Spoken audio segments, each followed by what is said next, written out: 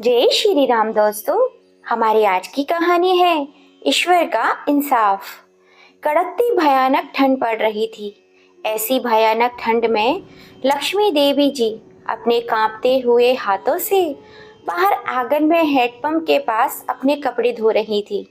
तभी उनकी बहू प्राची आई और अपने पहने हुए कपड़े लक्ष्मी जी के आगे धोने के लिए डाल देती है। लक्ष्मी देवी जी, जिन्हें अपने कपड़े धोने भी भारी पड़ रहे थे, वे बिना कुछ बोले चुपचाप अपनी बहू के कपड़े भी धो देती हैं। तभी बहू का 8 साल का बेटा भी स्कूल से आ जाता है, तो वह उसकी यूनिफॉर्म को भी निकाल कर लक्ष्मी देवी जी के आगे धुलने डाल देती है और कहती है, इन कपड़ों को भी अच्छे से रगड़ कर साफ कर देना। आपका पोता रोज रोज यूनिफॉर्म गंदी करके ले आता है। लक्ष्मी देवी जी कुछ नहीं कहती, वह चुपचाप सारे कपड़े धो देती हैं। लक्ष्मी देवी जी की उम्र लगभग 65 से 70 वर्ष है। उनसे ठीक से काम होता भी नहीं है और इतनी कड़ाके की ठंड में ठंडे पानी से कपड़े धोना तो बहुत ही मुश्किल होता है उनके लिए। पर क्या करें, बहू के घर में रहना है तो काम तो करना ही पड़ेगा। थोड़ी ही देर बाद बहू लक्ष्मी देवी जी से कहती है, मेरा चाय पीने का समय हो रहा है, तुम मेरे लिए 1 कप चाय भी बना दो और बना करके मेरे कमरे में ही दे जाना। लक्ष्मी देवी जी बेचारी जैसे ही कपड़े धोकर फुर्सत होती है, वैसे ही बहू का फरमान सुनकर चाय बनाने चली जाती हैं। तभी बहू कमरे से निकलकर आई और कहती है, मुझे चाय डाइनिंग टेबल पर ही दे देना, मैं इधर ही पी लूंगी, इधर ही अपना फेवरेट सीरियल देखूंगी। लक्ष्मी देवी जी अपनी बहू को चाय दे करके अपने कमरे में चली जाती हैं और वह 2 कप चाय अपने कमरे में भी ले जाती हैं। 1 कप चाय अपने लिए और 1 कप अपने बीमार पति के लिए। लक्ष्मी देवी जी के प्रति प्रभाकर जी की तबीयत कुछ ठीक नहीं रहती है। आज से करीब 6-7 महीने पहले उनको लकवा मार गया था, जिस वजह से वे ना ही ठीक से चल पाते थे और ना ही ढंग से बात कर पाते थे। प्रभाकर जी की हालत तो इतनी खराब थी कि वे खुद से वॉशरूम तक नहीं जा पाते थे। उनको वॉशरूम तक ले जाने के लिए लक्ष्मी देवी जी ही आती थी। इधर लक्ष्मी देवी जी के पास दिन भर इतने काम होते थे। एक तो बीमार पति थे, तो उनको पूरे दिन उनकी सेवा करनी पड़ती थी। उनका खाना पीना, उनको वॉशरूम तक ले जाना, कपड़े बदलवाना, खाने भी उन्हें अपने हाथों से ही खिलाना पड़ता था। बहुत सारे काम उन्हें अपने पति के करने होते थे और वह खुशी खुशी अपने पति की सेवा करती थी। वह बस यह चाहती थी कि जल्दी से जल्दी उनके पति ठीक हो जाए। बहू के साथ भी किचन में घर के हाथ काम में बटा दिया करती थी। बहू ने तो धीरे धीरे करके सारे घर की जिम्मेदारी अपनी सास के कंधों पर ही डाल दी थी। शुरू शुरू में 6 महीने पहले जब लक्ष्मी देवी अपने बीमार पति को लेकर अपने बेटे और बहू के घर आई थी, तब उन्हें इतना काम नहीं करना पड़ता था। लेकिन एक एक करके बहू ने लक्ष्मी देवी जी को घर के सारे काम पकड़ा दिए। कोई ना कोई बहाना करके वे लक्ष्मी देवी जी को काम दे देती थी और खुद कमरे में जाकर बैठ जाती थी। कभी बोलती थी, माँ जी आप सब्जी बना दीजिए, तो मुझे बाहर कुछ काम है, मैं आधे घंटे में आ जाऊंगी, फिर आकर के बाकी के काम कर लूंगी। लेकिन जैसे ही बाहर से आती थी तो बहाना मार देती थी कि मैं बहुत थक गई हूँ, आप रोटियां भी सेक दीजिए, या तो फिर वो बहुत लेट ही आती थी। लेकिन प्रभाकर जी को खाना टाइम से ही देना होता था। वह शाम को 7 बजे तक खाना खा लेते थे। पूरे जीवन भर उन्होंने कभी देर रात खाना नहीं खाया था। इसीलिए लक्ष्मी देवी जी बहू के आने का इंतजार नहीं करती थी। वह अपने पति के लिए शाम का खाना हो या दोपहर का खाना हो, वह खुद ही बना लिया करती थी। फिर शाम को अपने पति को व्हील चेयर पर बिठाकर थोड़ा सा बाहर घुमाने भी ले जाया करती थी, क्योंकि प्रभाकर जी एक ही कमरे में बैठे बैठे बोर हो जाते थे। वे कभी शहर में रहे नहीं थे, हमेशा गांव में ही रहे थे। गांव का माहौल तो ऐसा होता है कि सब आपस में बातचीत करते हैं, मिलजुल कर रहते हैं, तो कभी उधर एक दूसरे की कमी महसूस ही नहीं होती थी। पर इधर शहर में तो एक ही कमरे में बैठे बैठे उनका दम घुट जाता था। इसीलिए लक्ष्मी देवी जी अपने पति को व्हील चेयर पर बिठा करके थोड़ा सा बाहर घुमाने के लिए ले जाती थी, जिससे उनके पति का मन लग जाए। लक्ष्मी देवी जी के बेटे को यह सब बातें पता नहीं थी। उसको तो ऐसा लगता था कि मेरे माता पिता इधर बहुत ही आराम से हैं, उनको कोई भी परेशानी नहीं है। मेरी पत्नी प्राची मेरे माता पिता का बहुत ही अच्छे से ख्याल रखती है, उनका बहुत ही मान सम्मान करती है। ऐसा इसलिए था क्योंकि जब लक्ष्मी देवी जी का बेटा घर पर होता था तब तक प्राची आगे पीछे दिखावे के लिए काम करती रहती थी। बेटा सुबह 9 बजे तक ऑफिस निकल जाता था तो वह अपने काम में बिजी रहता था। उसको पता ही नहीं चला था कि किचन में कौन काम कर रहा है, उसकी माँ या फिर उसकी पत्नी। और अगर कभी माँ को किचन में काम करते हुए देख लेता तो कहता, माँ आप इधर क्यों खड़ी है, खड़े खड़े थक जाओगी, आप जाकर अपने कमरे में आराम करिए। तो लक्ष्मी देवी जी कहती थी, अरे बेटा कुछ नहीं, बस तुम्हारे बाबूजी के लिए थोड़ा सा पानी गर्म कर रही थी। वह बेटे के आगे थोड़ा बहुत काम करने का बहाना बना देती थी। लक्ष्मी देवी जी अगर कभी कुछ कहने की कोशिश भी करती थी तो बहू आंखें दिखा देती थी। तो बेचारी लक्ष्मी देवी जी अपने बेटे से कुछ कह ही नहीं पाती थी। सोचती थी चलो कुछ दिनों की तो बात है, पति की तबीयत ठीक हो जाएगी तो फिर हम गांव चले जाएंगे।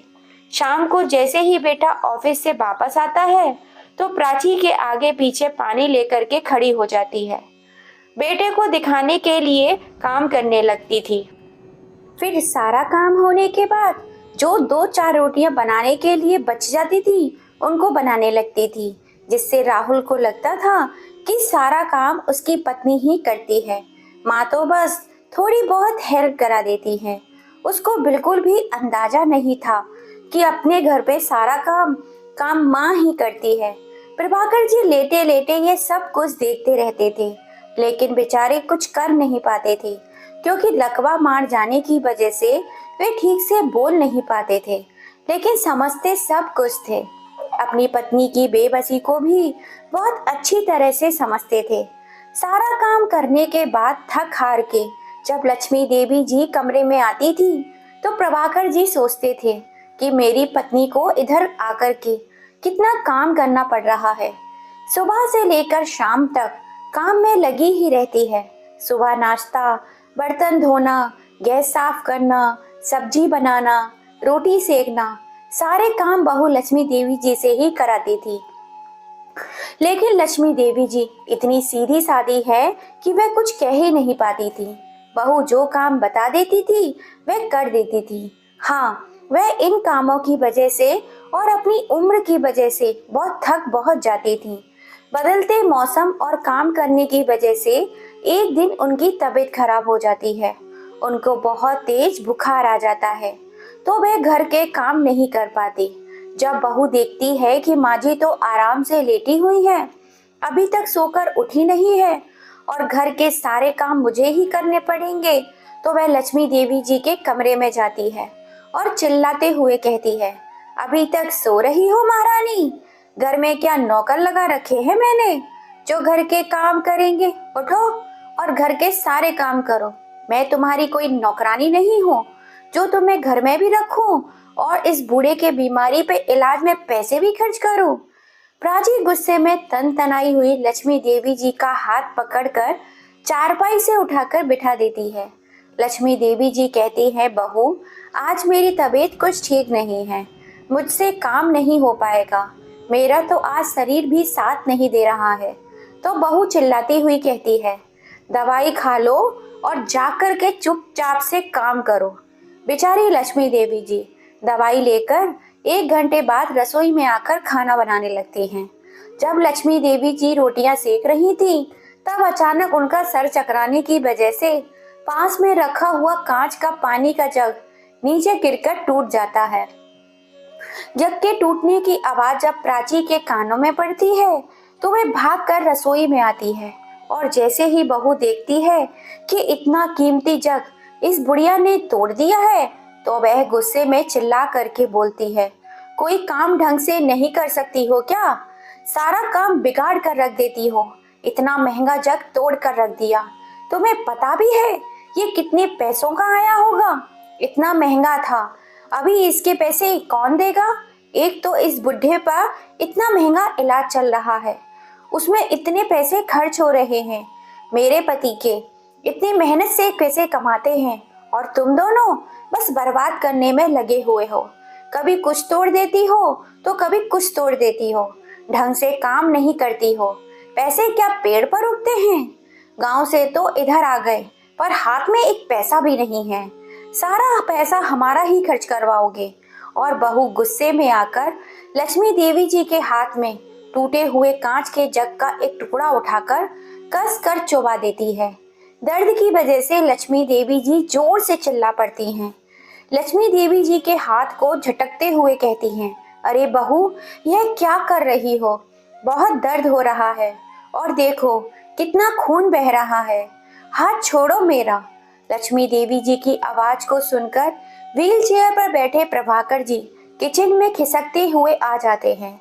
वह भी ये सब कुछ देख लेते हैं तो प्रभाकर जी गुस्से में तिल मिलाते हुए अपने मुंह को टेढ़ा करके इशारे से कहते हैं कि आज आ जाने दो मेरे बेटे को। आज मैं सब कुछ उसे कह दूंगा। बहुत हो गया तुम्हारा अत्याचार। यह तुम्हारी सास है, कोई तुम्हारी नौकरानी नहीं जो तुम इन पर इतना अत्याचार कर रही हो। जब बहू को समझ में आता है कि बुढ़ा ससुर बेटे को सब कुछ बताने की धमकी दे रहा है तो वह जाकर उसकी व्हील चेयर को धक्का दे देती है। प्रभाकर जी कुर्सी से गिर जाते हैं। उनके दोनों घुटनों में चोट लग जाती है। लक्ष्मी देवी जी भाग कर आती हैं और उनको उठाती हैं। रोते रोते अपने पति को व्हील चेयर पर बिठाकर कमरे में ले जाती हैं। लक्ष्मी देवी जी अपने पति के घुटनों पर दवाई लगा देती हैं, साथ ही साथ अपने हाथ पे भी दवाई लगा लेती हैं और वह उस दिन को कोसने लगती हैं जिस दिन वह अपने पति को लेकर के बहू के घर आई थी। उन्हें आज भी वह दिन याद है जब उनका बेटा उन्हें शहर लेकर आया था। वे उस दिन को कोसने लगती हैं। एक दिन अचानक रात में लेटे लेटे प्रभाकर जी की तबीयत खराब हो जाती है।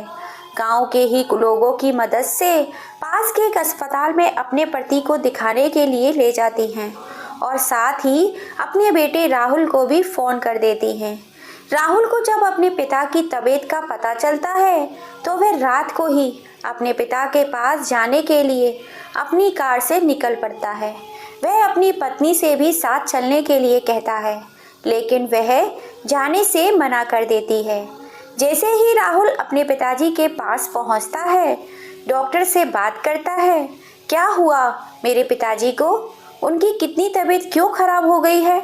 तो डॉक्टर कहते हैं आपके पिताजी को लकवा मार गया है। आप जल्दी से जल्दी इनका इलाज शुरू करवाइए, नहीं तो इनको ठीक होने में बहुत ही समय लग जाएगा। आप इनको किसी बड़े शहर में ले जाकर बड़े डॉक्टर से इनका इलाज करवाइए। बड़े डॉक्टर से इलाज करवाने से ये जल्दी से जल्दी ठीक हो जाएंगे। इन्हें बहुत ही ज़्यादा देख रेख की ज़रूरत है। सुबह होते ही राहुल अपने माता पिता से कहता है कि आप लोग हमारे साथ शहर चलो, हम उधर ही पिताजी को दिखाएंगे और आप भी उधर ही रहना। अब आपका भी बुढ़ापा है, आप कब तक अकेली गांव में ही रहेंगी। राहुल लक्ष्मी देवी जी का इकलौता बेटा है। उन्होंने अपने बेटे को बहुत ही लाड़ प्यार से पाल पोस कर बड़ा किया है, अच्छी तरह से पढ़ाया लिखाया है। बेटे को शहर में एक अच्छी सी नौकरी भी मिल गई है। लक्ष्मी देवी जी और उनके पति गांव में ही रहते थे। गांव में ही उनकी खेती बाड़ी का काम था तो उसको देखते रहते थे। अच्छे से जीवन काट रहा था। बेटा अपनी गृहस्थी में मग्न था और लक्ष्मी देवी जी अपने पति के साथ गांव में सुखी थी। उन्हें शहर जाने की कोई भी तमन्ना नहीं थी। उन्होंने तो अपनी पूरी जिंदगी गांव में ही बितानी थी। उनको गांव में ही अच्छा लगता था। लेकिन पति की तबीयत ने उन्हें बहू के पास शहर में रहने के लिए मजबूर कर दिया था। जब शहर में बेटा माँ पिताजी को लेकर आया था तो 10 से 15 दिन तक तो प्राची का बहू का व्यवहार साथ बहुत अच्छा था। खाना भी बहू ही बनाकर देती थी। लेकिन धीरे धीरे बहू ने अपनी सास पर जिम्मेदारियां देना शुरू कर दिया। एक दिन लक्ष्मी देवी जी अपने कमरे में बैठी हुई थी तो बहू कहती है, माँ जरा यहाँ आइए, ये सब्जी तो काट दीजिए ज़रा। कभी कहती, माँ जी जरा दाल में तड़का तो मार दीजिए। कभी कहती, माँ जी मेरे हाथों में दर्द हो रहा है, आटा तो गूंथ दीजिए। इस तरह छोटे छोटे काम कराते कराते सारी जिम्मेदारियां लक्ष्मी देवी जी के ऊपर डाल दी गईं और खुद एकदम स्वतंत्र हो गई। लेकिन राहुल के आते ही वह किचन में ऐसे लग जाती थी जैसे घर के सारे काम उसी ने किए हों। लक्ष्मी देवी जी अपने बेटे को कुछ भी नहीं बताना चाहती थी। उन्हें लगता था कि हम कुछ दिनों के बाद तो अपने गांव वापस ही चले जाएंगे, तो क्यों अपने बेटे बहू में झगड़ा करवाना, क्यों उनके बीच मनमुटाव पैदा करवाना। बहू हमारे साथ जो व्यवहार कर रही है वह कुछ दिन का ही है, बाद में तो मैं अपने पति को लेकर के गांव ही चली जाऊंगी। बहू बेटा खुश रहें। लेकिन आज तो हद ही हो गई। आज तो बहू ने मेरा हाथ ही काट दिया और तुम्हें भी व्हील चेयर से नीचे गिरा दिया। शाम को जब राहुल ऑफिस से आता है तो वह अपने माता पिता से मिलने के लिए, उनकी तबीयत का हालचाल जानने के लिए उनके कमरे में जाता है। लेकिन जैसे ही वह देखता है कि पिताजी के घुटनों में चोट लगी हुई है तो वह माँ से पूछता है, माँ पिताजी को चोट कैसे लगी है। तो वह कहती हैं, कुछ नहीं बेटा, वे वॉशरूम जा रहे थे तो गिर गए। तभी अपनी माँ के हाथ को देखता है और कहता है, माँ आपके भी हाथ में चोट लगी हुई है, बताओ मुझे क्या हुआ है, कोई बात है तो आप मुझे बताओ, मैं आपका बेटा हूँ। तो प्रभाकर जी इशारे से कुछ कहने की कोशिश करते हैं। तभी प्राची बहू कमरे में पानी लेकर पहुँच जाती है। प्राची को देखते ही कोई भी कुछ नहीं कहता है। प्रभाकर जी भी चुप हो जाते हैं। अब तो लक्ष्मी देवी जी चाहती थीं कि जल्दी से जल्दी उनके पति ठीक हों और वे वापस अपने गांव चली जाएं। उन्हें नहीं रहना अपने बहू बेटे के साथ। जब कभी बेटे से मिलने का मन हुआ करेगा तो उसे बोल देंगे कि हमसे मिलने गांव में ही आ जाए करो, हमें शहर में अच्छा नहीं लगता है। दूसरे दिन राहुल ऑफिस के लिए जल्दी ही निकल जाता है, लेकिन जल्दबाजी में वे अपने ऑफिस की एक इम्पॉर्टेंट फाइल घर पर ही भूल जाता है, जिसको लेने के लिए वह घर वापस आता है। प्राची और माँ दोनों किचन में उसे दिख रही थी। वह किसी से कोई बात नहीं करता और सीधा अपने कमरे में जाकर फाइल को ढूंढने लगता है। किसी को पता नहीं होता कि राहुल इस समय घर पर ही है। फाइल लेकर के जब राहुल वापस जाने लगता है तो उसे किचन में से प्राची के चिल्लाने की आवाज़ आती है। इधर किचन में प्राची लक्ष्मी देवी से चिल्लाकर कहती है कि अगर तुमने कल के बारे में अपने बेटे को जरा सा भी कुछ बताया तो मुझसे बुरा कोई नहीं होगा। अगर तुमने राहुल को ये बताने की कोशिश भी की कि तुम्हारा हाथ मैंने काटा है और उस बुढ़े ससुर को धक्का भी मैंने दिया है जिससे उसको चोट लग गई है, तो समझ लेना तुम्हारी खैर नहीं है। लक्ष्मी देवी जी चुपचाप रसोई में खड़ी खड़ी बहू की बातें सुन रही होती हैं।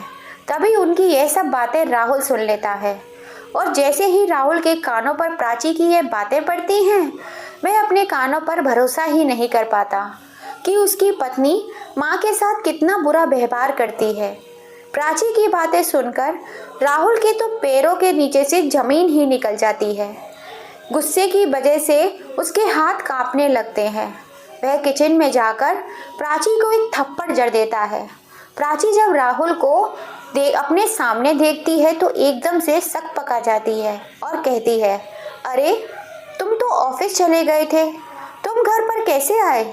राहुल कहता है, अच्छा हुआ जो मैं घर पर अपने ऑफिस की फाइल भूल गया था, उसको ही वापस लेने की वजह से कम मुझे यह तो पता चला कि तुमने मेरी माँ के साथ कितना गलत व्यवहार किया है।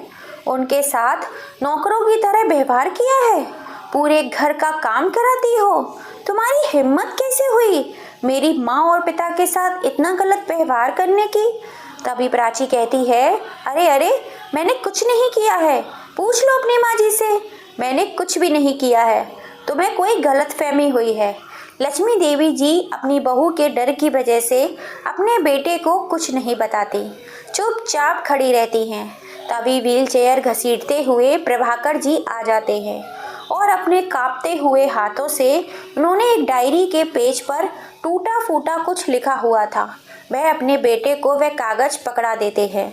बेटा जब उस कागज को पढ़ता है तो उसको सारी बातें समझ में आ जाती हैं, क्योंकि पिताजी ने उसमें प्राची की सारी शिकायतें लिखी हुई थी, जो उन्होंने लक्ष्मी देवी जी के साथ किया था। कल की घटना का जिक्र भी किया था, जिनको पढ़ते ही राहुल की आंखों में आंसू आ जाते हैं। वह अपनी माँ का हाथ अपने हाथ में लेकर कहता है, माँ मुझे माफ़ करना, मैं एक बेटा होकर भी तुम्हारी तकलीफ देख नहीं पाया। माँ तुमने मुझे कभी कुछ बताया क्यों नहीं कि तुम्हें कितनी तकलीफ हो रही है? मैं तो समझता था कि मैं अपने माँ बाबूजी को अपने पास लेकर आ गया हूँ तो वह अब पूरी तरह से सुखी हैं। अब मैं प्राची को बिल्कुल भी अपने साथ नहीं रखूँगा। मैं ऐसी पत्नी को अपने साथ कतई नहीं रख सकता जो मेरे माता पिता के साथ इतना गलत व्यवहार करती हो।